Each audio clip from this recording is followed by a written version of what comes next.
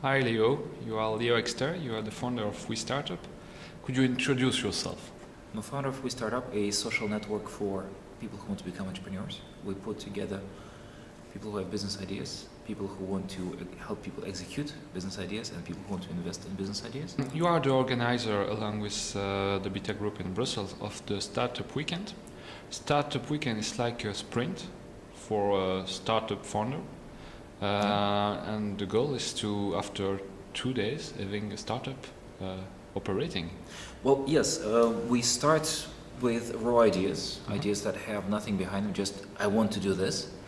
We help people build a team around the ideas, and we help people sort of grow from the idea to an execution.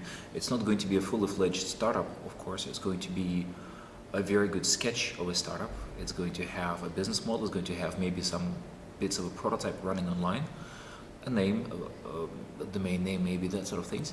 But it's a very good learning process, and above everything, that helps people understand the sort of issues they will face when they start running a real startup.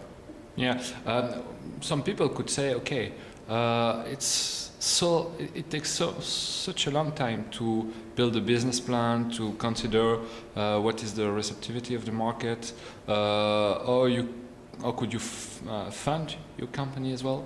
That in a 2 days time, it's looks like maybe it's like something which is an illusion. What can you answer to that kind of thinking? There are two things. First of all, you don't have to have the entire plan in place to start. Actually, in the past couple of years, a new philosophy of lean startups has been developing and becoming more visible. It's an approach that basically says, do the minimum viable product, the smallest thing that delivers the service you want to deliver, and put that in the market and see how people react, and start building a business from that. Thanks to the development of technologies in the past couple of years, this has become very, very possible. You can start a startup with, if you have some development skills, it just takes a couple of spare hours a day or a week to get going. If you don't have development skills yourself, finding somebody who will do it for you for a couple of €1,000 is also very, very possible. That's how my startup actually started. Mm-hmm. So thanks to this approach, you don't go this much in depth. You start by building something small and putting it in the market. And that is the approach that has proven successful for a very large number of companies lately. It's a combination of this different philosophy of you start small, you start agile, you start quickly, and the experience that we have been able to attract to support the launch of the startups, that I think will actually help people who are really motivated to get quite far in that one weekend.